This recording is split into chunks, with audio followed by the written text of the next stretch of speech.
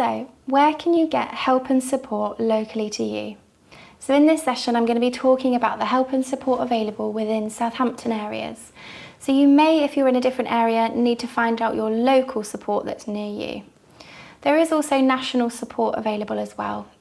So when you first have your baby, you will likely be in the care of your midwife straight after birth, who will be there to help you with positioning and attachment and talking about what to expect for the next few days.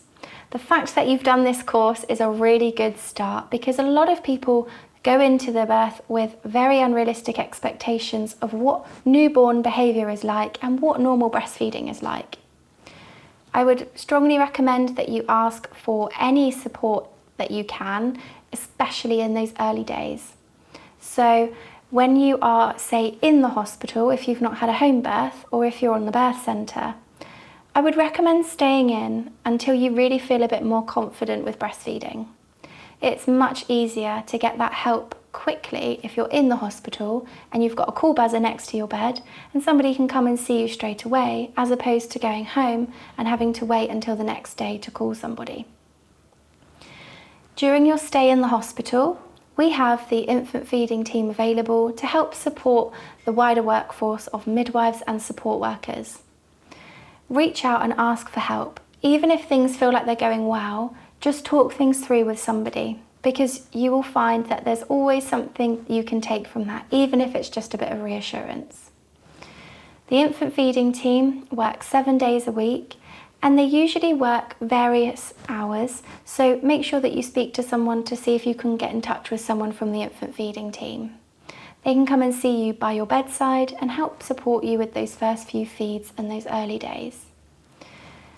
Once you go home from the hospital, you will be given a brown envelope, and that contains information around getting support. It will include overnight support, that's our birth centre number, and you can call them 24 hours a day, 7 days a week. There is always a midwife on the birth centre who can help you with any questions that you might have. Over the weekdays and the weekends, you will be under the care of the community midwifery team. You can contact the community midwifery team every day between 8 and 4 p.m. During those hours, you can speak to a midwife about any concerns that you may have, and that team will be overseeing your care before you are discharged to the health visitor. They will offer you checks on you and your baby, and during these checks you can get some support with feeding at the same time. Alongside this, you have the infant feeding team ready to help you if you need any extra support with feeding. So you can give them a call on the mobile number, and that number can be found on your brown envelope as well as our website. Leave a voicemail and the team will pick up your call within 48 hours and get back to you. We are able to support you over the phone. You may be offered a video call. You may be invited in for a face-to-face, depending on the situation. Now, alongside the infant feeding team, you have community groups. These groups are run usually by charities who are well trained in breastfeeding. Now, when you go home from the hospital and you are given your brown envelope, you should be given a leaflet called Help and Support with Breastfeeding. This will talk about in-hospital and out-of-hospital support for breastfeeding. And you have various groups that are running. So we have the Breastfeeding Network, we also have La Lèche League, and there are a couple of others that are run by the health visiting teams.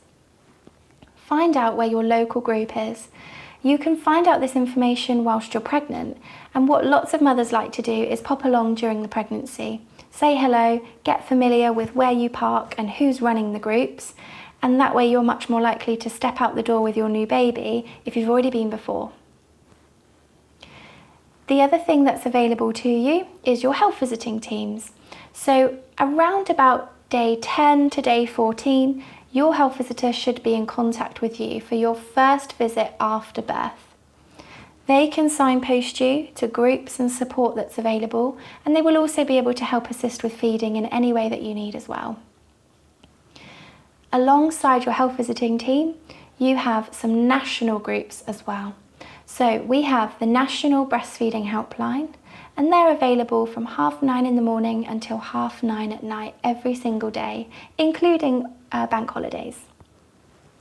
You also have some Facebook groups, and these can be quite helpful just to meet other parents. In the same way that meeting new mums in the breastfeeding groups locally to you can be really refreshing, even if you don't have any challenges with feeding, just meeting other people who are in a similar boat to you can make the world of difference and get that peer support. Some people tend to pop along to their local group in the early days to get help with positioning and attachment. Perhaps they've got questions they may want to ask. They then meet other parents and eventually just go along weekly for the social side of it.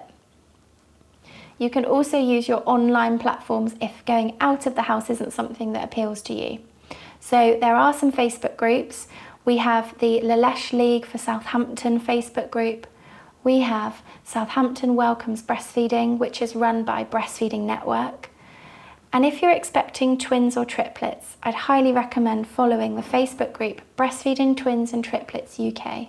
It's a fantastic group with lots of information.